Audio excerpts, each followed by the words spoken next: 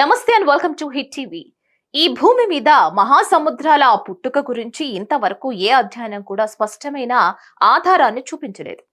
అయితే కాలానుక్రమంలో ప్రకృతిలో సంభవించిన మార్పుల వల్ల కొత్త సముద్రాలు ఏర్పడ్డాయి. పాత సముద్రాలు కాలగర్భంలో కలిసిపోయాయి.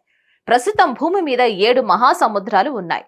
అందులో ఒకటి అట్లాంటిక్ మహాసముద్రం. ఈ సముద్రం త్వరలో విలుప్తమవుతుందని లిస్బన్ విశ్వవిద్యాలయ పరిశోధనలో తేలింది. దీంతో ప్రపంచ వ్యాప్తంగా ఒక్కసారిగా కలకలం చెలరేగింది. అట్లాంటిక్ సముద్రం జిబ్రాల్టర్ జలసంధి స్పెయిన్, మొరాకో దేశాల మధ్య సరిహద్దుగా ఉంటుంది. ఈ 2 దేశాలతో పాటు యూరోప్, ఆఫ్రికాలను వేరు చేస్తుంది. ఈ మహాసముద్రం 10వ మైలు జలసంధి వద్ద 2 ప్రధాన టెక్టోనిక్ ప్లేట్లు, యురేషియన్ ప్లేట్లు, ఆఫ్రికన్ ప్లేట్ ఢీకొనే చోట ఉంది.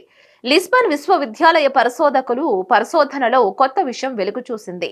జిబ్రాల్టర్ జలసంధికి దిగువన ఉన్న సబ్ డక్షన్ జోన్ అట్లాంటిక్ లోపల మరింత వ్యాప్తి చెందుతుందని, అట్లాంటిక్ సబ్ డక్షన్ సిస్టమ్ ను రూపొందించడానికి దోహదం చేస్తుందని లిస్బన్ విశ్వవిద్యాలయ పరిశోధకులు చెబుతున్నారు. అట్లాంటిక్ రింగ్ ఆఫ్ ఫైర్ గా ఇది రూపాంతరం చెందుతుందని, కాకపోతే దీనికి 20 మిలియన్ సంవత్సరాలు పట్టే అవకాశం ఉందని వారు అంటున్నారు. భౌగోళిక శాస్త్రవేత్తలు తమ అంచనా ప్రకారం మహాసముద్రాలు శాశ్వతం అని చెబుతూ ఉంటారు. కానీ కాలక్రమంలో అవి రకరకాల మార్పులకు గురవుతూ ఉంటాయి. కాకపోతే వీటికి కొన్ని వందల మిలియన్ సంవత్సరాల సమయం పడుతుంది. దీనిని భౌగోళిక పరిభాషలో విల్సన్ సైకిల్ అంటారు. ఉదాహరణకు అట్లాంటిక్ మహాసముద్రం 180 మిలియన్ సంవత్సరాల క్రితం పాంగేయ అనే సముద్రం విడిపోయినప్పుడు పుట్టింది.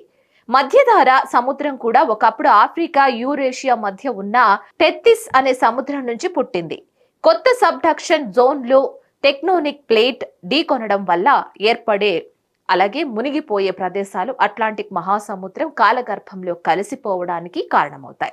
కొత్త సబ్డక్షన్ జోన్లు కాలగర్భంలో కలిసిపోయిన సముద్రాల నుంచి ఇతర సహజమైన సముద్రాలలోకి వెళ్లే అవకాశం ఉంటుంది. కాకపోతే దీనికి మిలియన్ సంవత్సరాల సమయం పడుతుంది.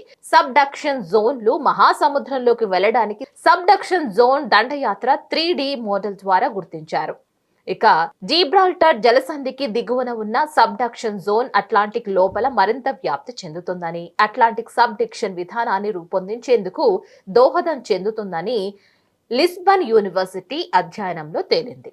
అంతేకాదు, మిలియన్ సంవత్సరాల తర్వాత ఏర్పడే అట్లాంటిక్ రింగ్ ఆఫ్ ఫైర్ ఇప్పటికే పసిఫిక్ సముద్రంలో ఉన్న నిర్మాణానికి సారూప్యంగా ఉంటుందని లిస్బన్ యూనివర్సిటీ పరిశోధకులు చెబుతున్నారు.